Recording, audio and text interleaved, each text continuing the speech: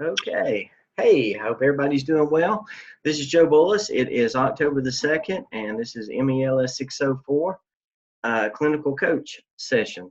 So tonight, what we had on the agenda was talk about the SIP task 3 and task 4, and then any questions that you might have, we'll open it up for questions and answers.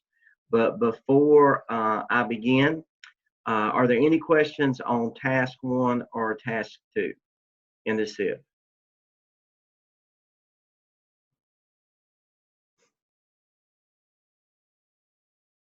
All right, good deal. So let's go ahead and talk about the SIP 3.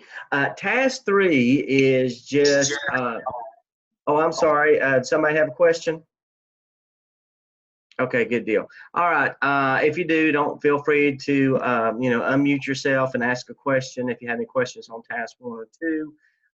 If you want to type it in the chat box, that's cool too. I'll monitor that and respond to all those questions. But tonight, I'm going to go ahead and start talking about task 3. If everybody's in good shape to listen. In task 3 is you develop a marketing plan. And basically that marketing plan should reflect everything that you did in task 1 and task 2. It should reflect the identified gap in internal and external communication. It should reflect the analysis, organizational analysis that you did. It should also reflect the resources that you identified, whether they're physical resources or human capital resources.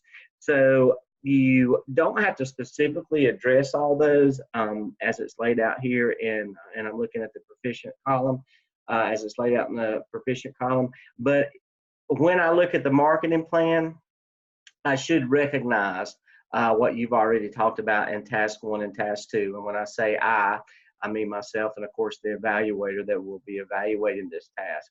So in looking at that marketing plan, I should see evidence that where it was based on the needs assessment result, it was based on the organizational analysis result, and it was based on the resource identification. So there is going to be some repetition here, and that's fine.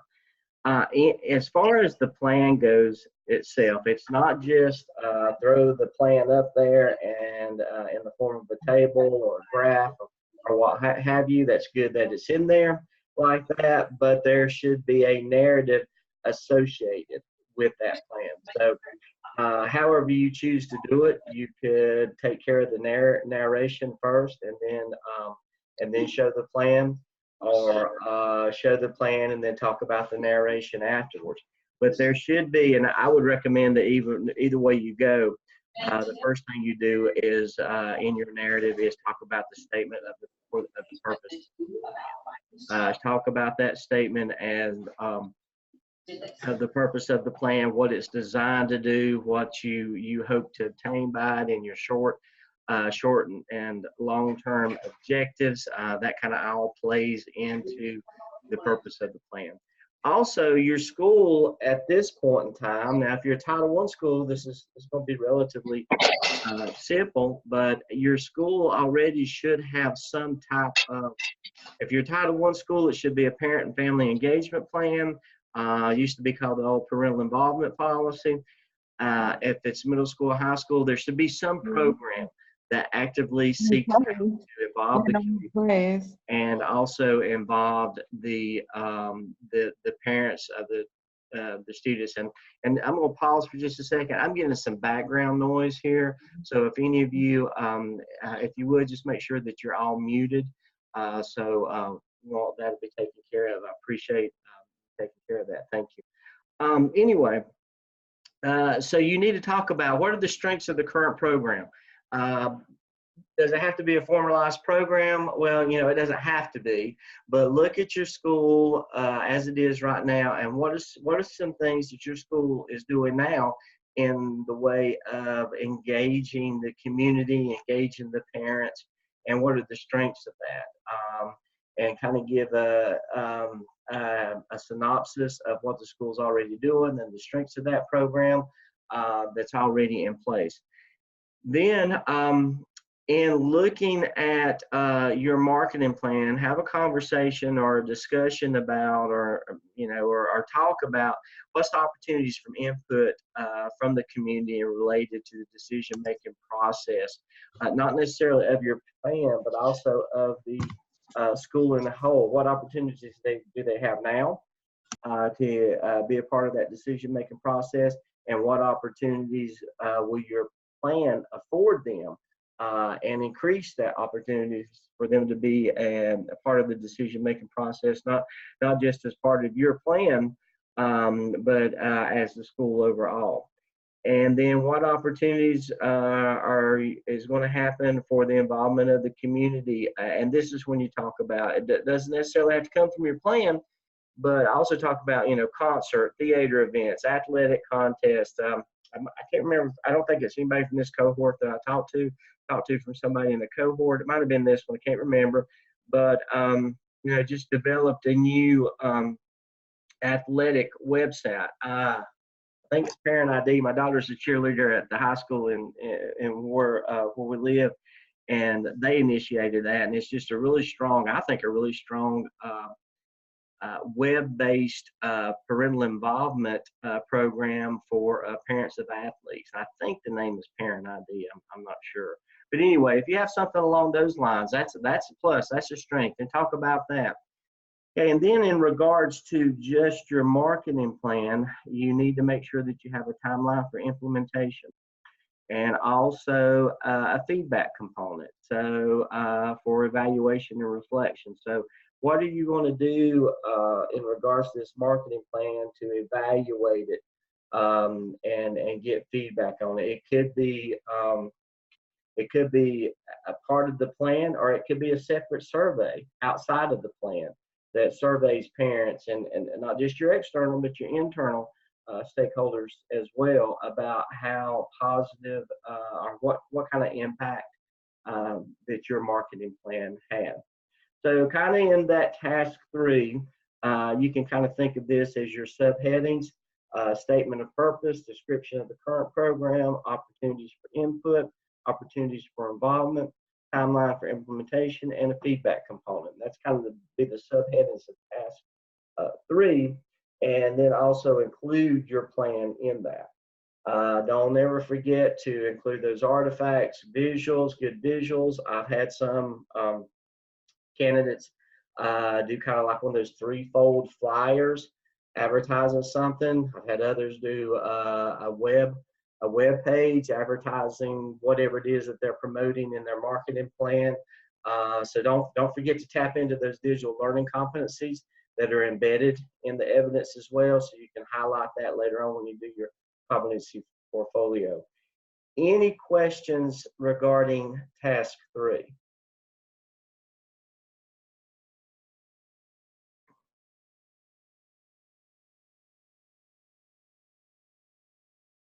Okay, let's move forward to task 4. And I do want to talk about task 4 a little bit. It's going to be a little different in handling reflections than what you've used to be doing, what you've used to in the APSL, the APSL, and the OMA. In task 4, and I'm going to address this piece first. It says in task 4 of the SIP that candidates reflect on the SIP and the CAP. Okay, obviously, I think some of you have gotten into the CAP already. Not all of you, by no means. But how are you going to reflect on the CAP in relation to just finishing up the SIP if you haven't started the CAP? So in those terms, you can handle that several different ways. Let me pull back up on the handbook here. When it's all said and done, when you finish the SIP and the CAP, I'm not saying you will. I'm just saying you have the opportunity to address just about every leadership competency, all 21. And okay, let me pull it up. If you'll notice here in the scale handbook, after it kind of introduces the SIP and the CAP, you have this little section here. It says the SIP and the CAP requires competencies in the following, but are not limited to, and they listed all 21 competencies here. Now, like I said, I'm not saying that you have to. I'm just saying then the opportunity is there for you to hit those.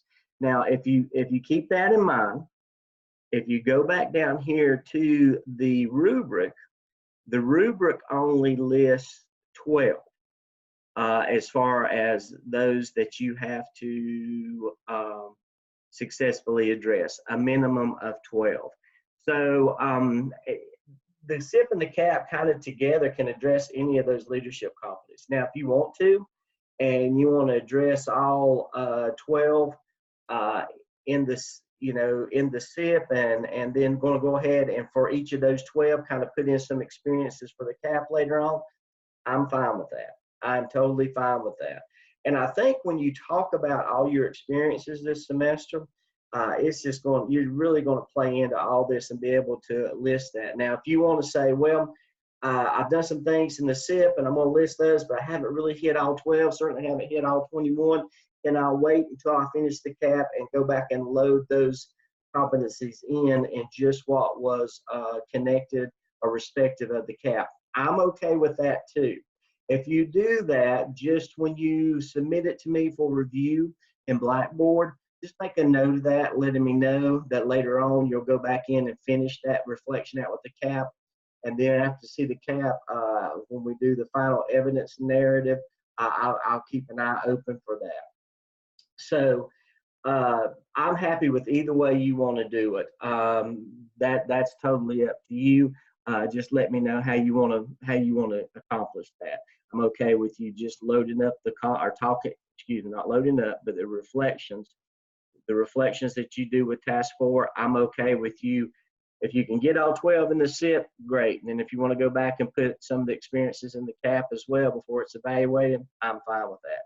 If you want to do just those that you hit with the SIP, and some of the other ones you're not going to hit of that 12, you're not going to hit till you finish the CAP, just leave me a note. You don't have to put it into your narrative. You don't have to put it into your document.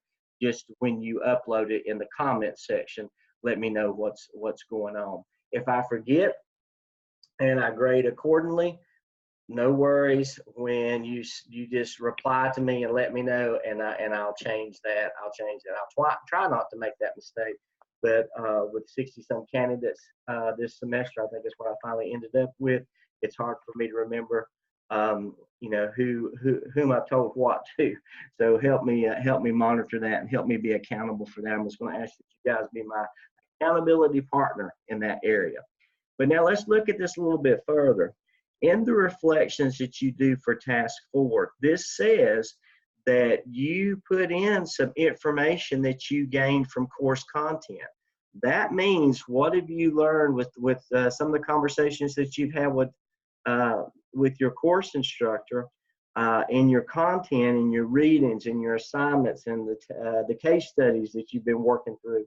How has that developed your leadership competency as well? So you're just not limited to your activities in the SIP or the CAP. You are also expected to include, it says all of the following. You're also expected to show evidence of what you've learned in your course content. Now, does that mean that you have to say, well, in chapter 3 of Ubin, or I learned blah, blah, blah, blah? No, not at all. Just make sure that if the content has had a bearing or an influence on what you've gained in the way of leadership skills, draw attention to that as it comes up with any of the competencies.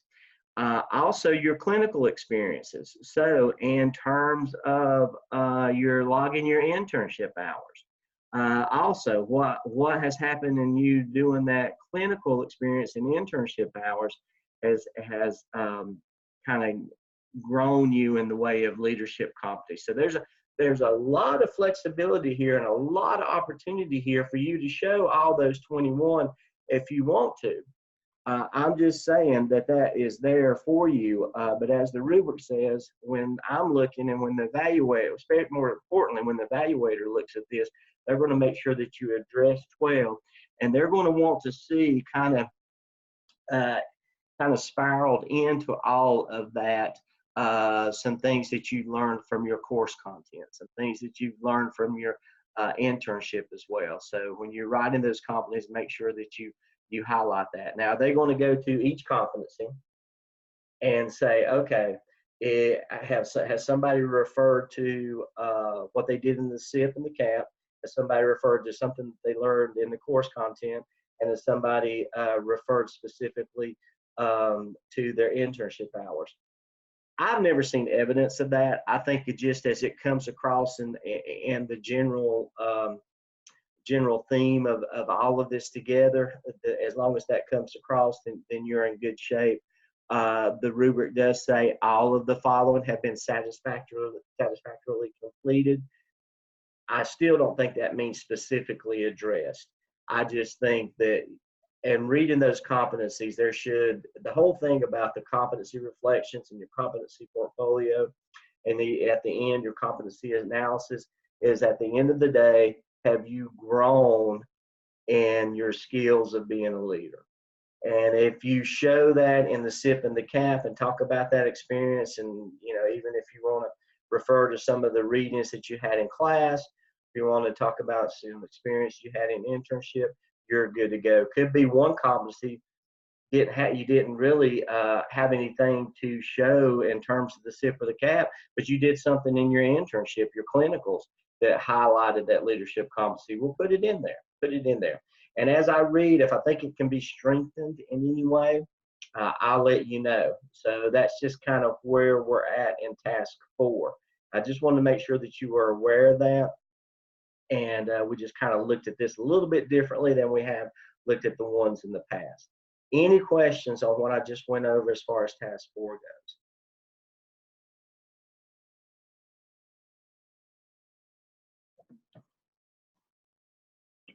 Hey, Dr. Bullis, I've got a quick question. Yes, ma'am. So did I understand correctly? So our task 4 is pretty much, if we address, let's say we do 6, there's 12 components, right? 6 for SIP, 6 for CAP. So is our task 4 going to be identical? Like, are we basically going to copy and paste it in our CAP so that it has 12 components?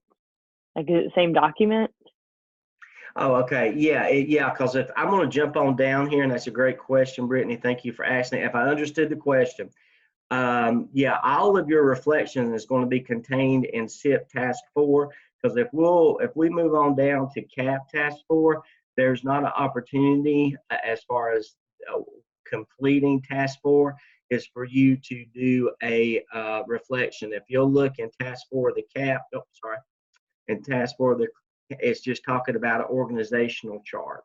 So you're not going to be copying and pasting anything in the CAP task 4 in the way of reflections. All your reflections for both of these evidences will be contained in SIP task 4.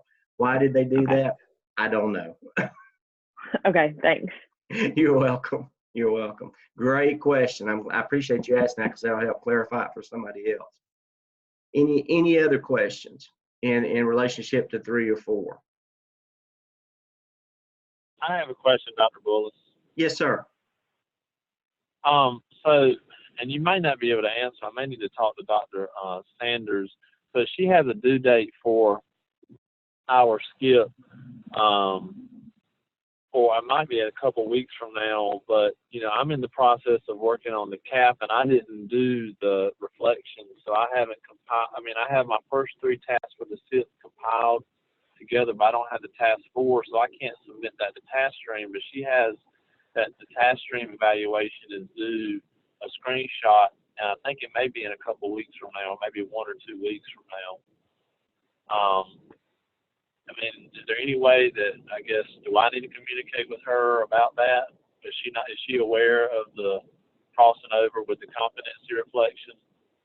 Yeah, and another great question, and I appreciate you asking that, because once again, you asking these questions is going to help answer it for somebody else as well. Dr. Sanders and I talked before the semester goes. She is aware of the kind of the steps that I'm talking to you in each of these tasks. So she is aware of that. and she is aware of how the reflections play out in the SIP and CAP. I just normally, and you will need to talk with her, but normally we're only, I think, week 6 into the semester. So we're just approaching the midway point. So if you can't make that deadline, if you'll just let her know, I'm sure she'll work with you. If you want to let her know via email and copy me on it, that way she'll know that we've talked as well and I'm in support of that, and certainly understand that, just like we said, 601, everybody's situation is different. Everybody's learning styles are different, and we try to accommodate that per individual. So with what your situation is right now, if you don't have that, I don't see a problem with it. And knowing Dr. Sanders, like I know her, I don't see her giving you a little bit of leeway in that area as well, especially if she knows that you and I have had a conversation about it. Okay, because I just wanted to make sure, because I wanted to finish the CAP first, and I'm almost through with it. But I wanted to finish that first, and then I wanted to go back and do the skip task 4 as my last final task, if that makes sense. It does, and you know better your school situation than anyone else. And if it made more sense in the term of what you wanted to have accomplished in school to do it that way, that's the beauty of this program of Gardner Webb, is within that semester and within each person's school or environment, there is a really a large degree of flexibility. So I don't think there'll be an issue with it whatsoever. Letting her know now, rather than at the end of 2 weeks, would probably be advisable. That way that she can go ahead and understand what the situation is, and it won't kind of be a surprise to her. Okay, thank you. Yes, sir. Yes, sir. Good example. I appreciate you sharing that with everyone. Any other questions?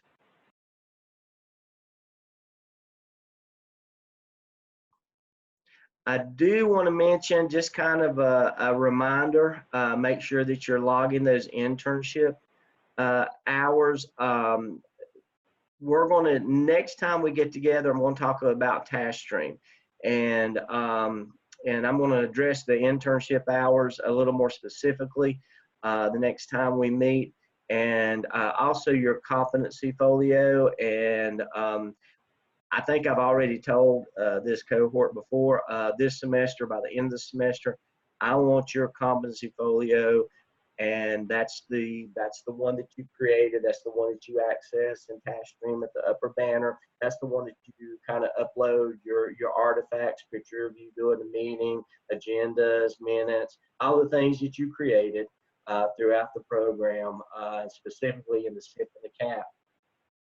That's where you upload it to kind of highlight what you've accomplished. I want to make sure that that is in really good shape at the end of the semester. And I know I've already talked to you about this before, but I just really need to emphasize to you the importance of having that competency folio in good shape at the end of 604, so it doesn't bog you down in 605.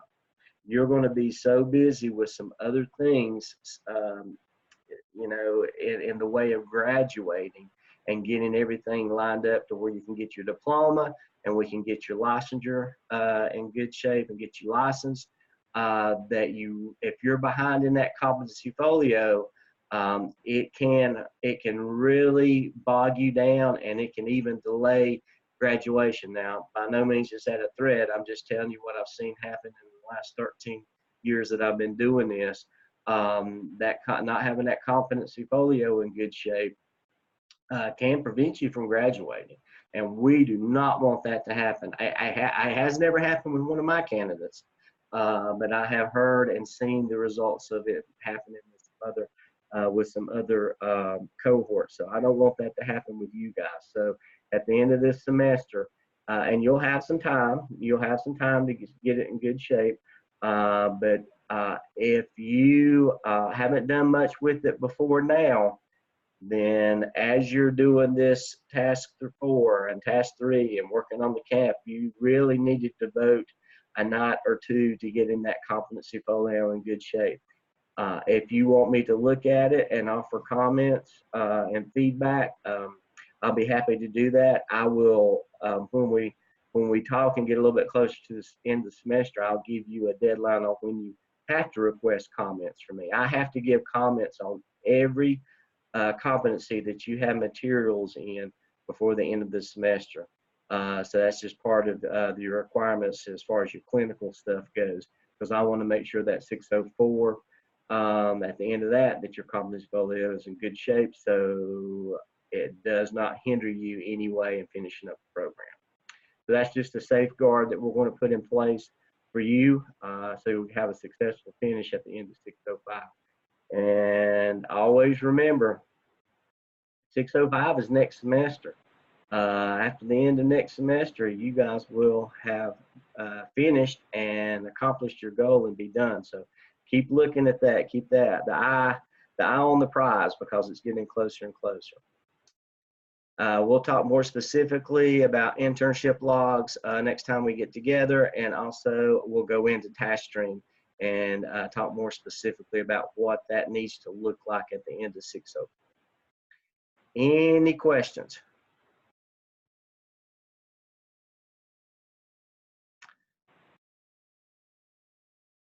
Okay, as always, reach out to me if you want to talk individually, email, if you need to talk on the phone, just let me know. And with that being said, I have heard from one of your colleagues that they wanted an individual Zoom session with me this evening, so I'm just going to have that person stay on. I'm going to go ahead and stop the recording now.